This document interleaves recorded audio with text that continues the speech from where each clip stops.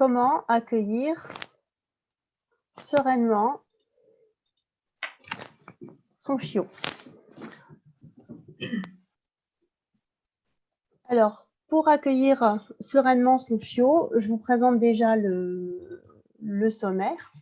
Donc, on verra rapidement ce qu'est un chiot, les accessoires pour un bon accueil, le transport pour son arrivée, l'arrivée à la maison, la nuit, la première nuit et les suivantes, évidemment les petits pipis caca, des jeux, des balades et du calme, l'éducation, le cas du chiot de plus de 3 mois et une conclusion.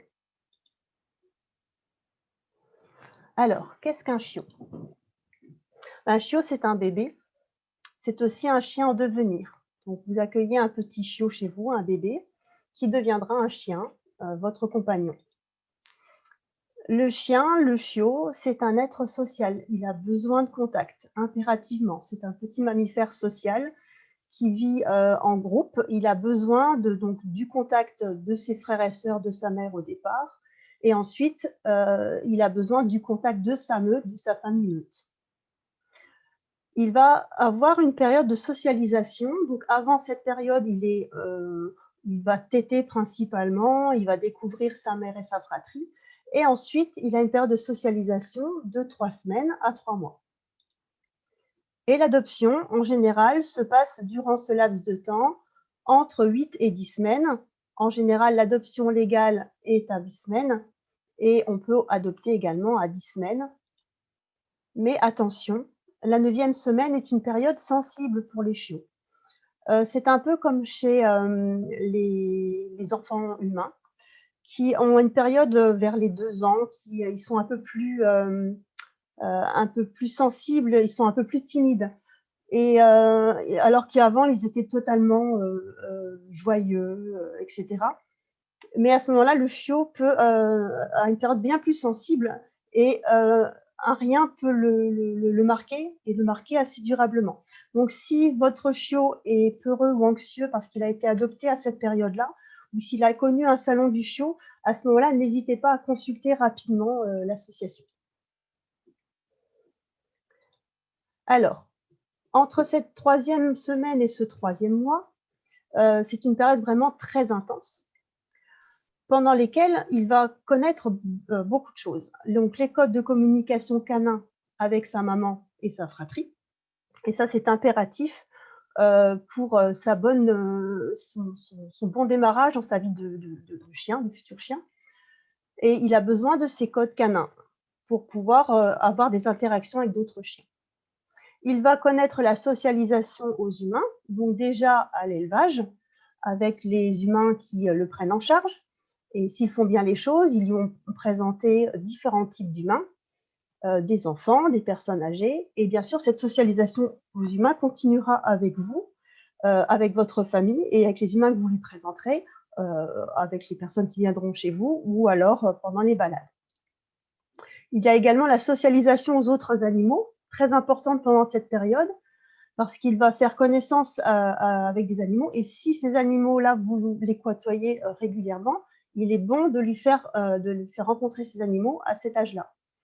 Donc, des chats, des lapins, des chevaux, tous ces animaux-là, vous devez lui faire rencontrer pendant cette période. Et il y a également une imprégnation à l'environnement, donc la connaissance des lieux, la maison, le jardin, les lieux de balade, la forêt, etc., etc. Alors, les accessoires pour un bon accueil. Évidemment, un panier confortable pour dormir, une gamelle pour l'eau, une pour la nourriture, un collier pour la médaille, et je précise bien un collier uniquement pour la médaille et pas pour les promenades. J'en reparlerai encore ultérieurement. Il n'est pas bon de tenir un chiot en laisse par le collier, par le cou. Un harnais et une laisse donc pour les promenades. Une grande variquenelle ou un parc à bébé, j'en parlerai un peu plus tard au moment de la nuit. Des alaises éventuellement. Et un manteau, alors par les temps en ce moment froids, Vous avez des chiots à poil court. Donc les races à poil court ont vraiment froid. Ils ont un mauvais échange thermique entre leur petit corps et l'extérieur. Donc un manteau n'est pas inutile, notamment par exemple pour des petits bulldogs français ou des petits staffy. Évidemment, beaucoup d'amour et de patience. Alors le transport pour amener le chiot chez soi. Donc le chiot va quitter sa maman, sa fratrie, mais surtout sa maman. Donc il est bon pour le transport d'éviter de le mettre dans une caisse de transport isolée, parce qu'il va déjà avoir un gros stress avec le voyage en voiture, le fait d'être séparé de sa maman. Et il est bon à ce moment-là qu'une personne serve de maman de transition. En général, ce sera souvent la femme de la famille. Et il est bon de se faire accompagner, comme ça la personne a le chiot près d'elle et il y a un conducteur pour les ramener à la maison. Alors, l'arrivée à la maison. De préférence, dans une ambiance calme et sereine. Parce que le chiot, comme je viens de le dire, va être séparé de sa fratrie, de sa maman, de son lieu, du lieu qu'il connaît.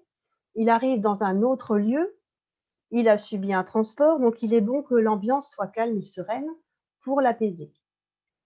Attention justement aux enfants, le chiot n'est pas un jouet, il est fragile, il est en croissance, donc que les enfants ne soient pas trop excités autour de lui, à vouloir trop le caresser, à crier, etc. Donc il vaut mieux leur demander d'être calmes.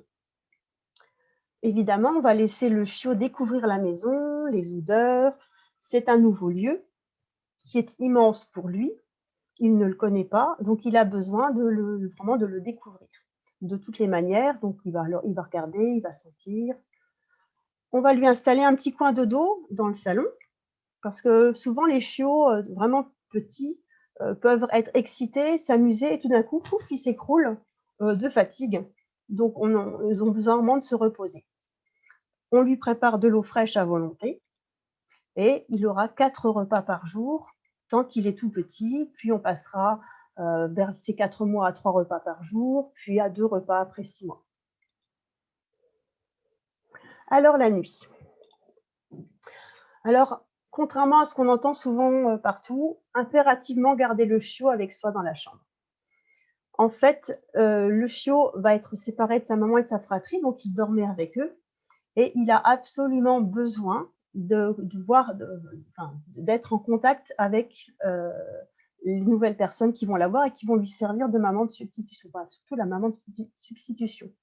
Donc, le chiot étant un animal social, il a besoin de ce contact, et notamment pour la nuit.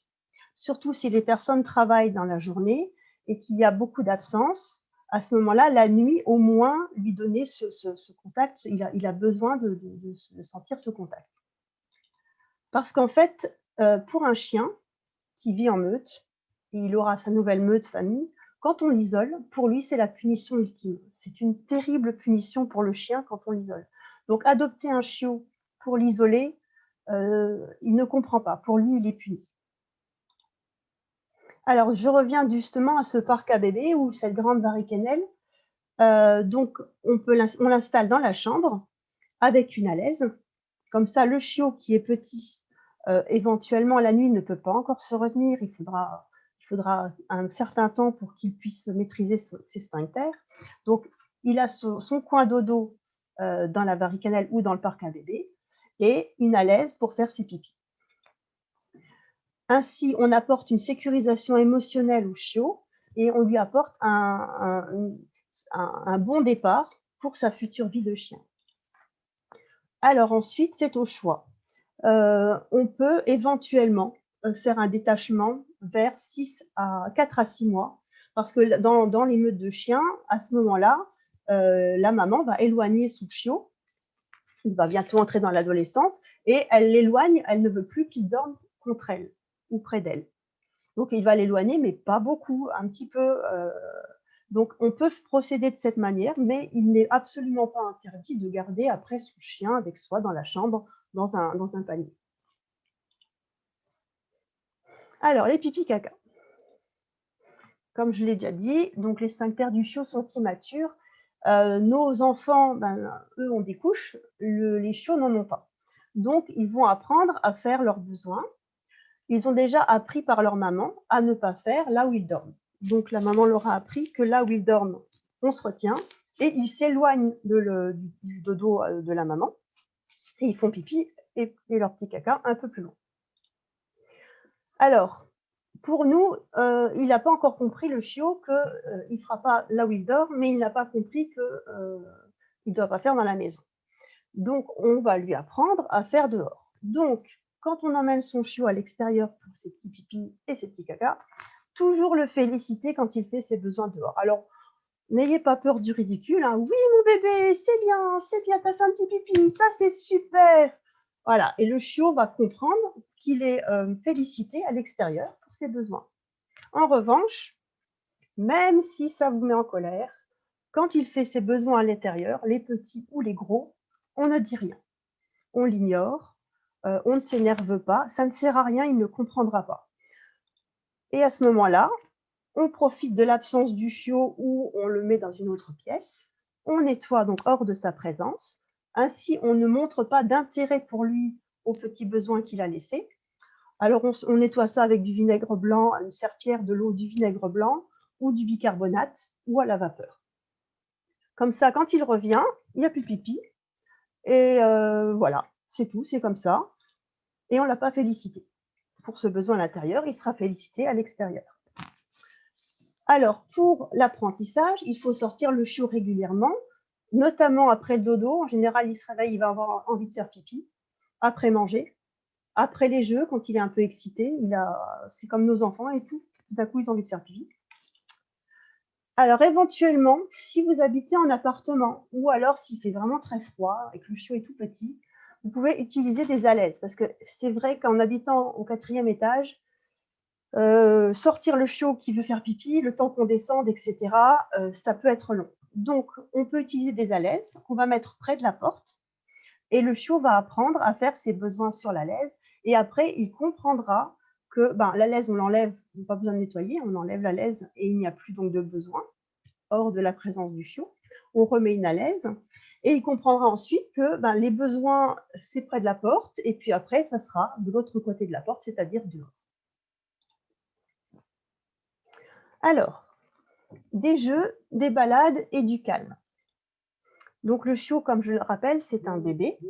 Donc il a besoin de jouer, mais il a besoin de se reposer. Et au début, il aura des moments pour se reposer, des grands moments pour apprendre pour le repos. Donc le chiot apprend par le jeu. Il va beaucoup aimer jouer, mais les apprentissages seront consolidés par le repos. Donc, si le chiot est fatigué, s'il a envie de dormir, on le laisse se reposer, on ne l'embête pas. Donc, on peut dire aux enfants de ne jamais aller embêter le chiot qui dort, il a vraiment besoin de dormir, de se reposer. En fonction des races, notamment les chiens de berger ou les terriers, attention aux jeux trop excitants, ou notamment les jeux où on tire la corde, ou les jeux où le chien monte en excitation, sont des races qui ont besoin d'être un peu plus posées, donc on finit toujours par des jeux beaucoup plus calmes pour diminuer ce degré d'excitation. Alors, la grande importance des balades. Les balades sont essentielles pour un chiot et après pour un chien. Alors, toujours avec harnais et laisse. Alors, pourquoi pas collier, laisse? Parce que le chiot est en pleine croissance. Son ossature, ses cartilages, notamment au niveau de la colonne, si on tire trop avec un collier, on peut vraiment faire des dégâts irréparables. Donc, toujours un harnais et le chiot ainsi est maintenu. Et quand on ne tire pas sur le cou. Alors, pourquoi la grande importance des balades? Parce qu'en fait, quand le chien va se balader, le chiot va se balader, il va déjà faire de l'exercice, mais il va également sentir plein d'odeurs, donc notamment celles d'autres chiens, puisque les chiens vont lever la patte ou faire leurs besoins dehors. Et en fait, pour le chiot et ensuite pour le chien, sentir ces odeurs, c'est un peu comme nous quand on lit le journal. Donc nous, on a des nouvelles par le journal et le chiot et le chien vont avoir des nouvelles sur tous les chiens des alentours, si c'est un mâle, si c'est une femelle, s'il est en chaleur, si plein d'histoires sont dans ces odeurs laissées par les besoins des chiens dans la rue. Donc le chien a vraiment besoin, en plus de l'exercice, de sentir toutes ces odeurs. Alors au départ, les balades devront être courtes parce qu'un chiot est encore petit, en croissance et surtout avec certaines grandes races, si on fait des balades trop longues, on peut créer des problèmes au niveau, cartilage et au niveau tendons et ligaments. Donc on fait des balades courtes au début, c'est-à-dire un quart d'heure, puis avec l'âge, on augmente 20 minutes, une demi-heure, et cetera, et cetera. Alors l'éducation. Donc là, je vais faire court parce qu'en fait, ça pourrait être l'objet d'une autre conférence, mais il y aura juste un principe de base, de la cohérence de la part de tous les membres de la famille. Donc en fait, tous les membres de la famille doivent être d'accord sur la manière d'éduquer le chiot.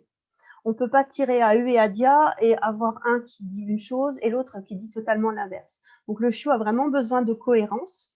Et admettons que l'un veuille interdire le canapé et l'autre dit oui sur le canapé, le chiot ne va pas comprendre. Donc on se met tous d'accord au départ et comme ça le chiot sera beaucoup plus, ça sera beaucoup plus cohérent pour lui. Alors, vous avez certainement adopté des chiots entre 8 et 10 semaines, mais il peut très bien arriver qu'on adopte un chiot donc de plus de 3 mois.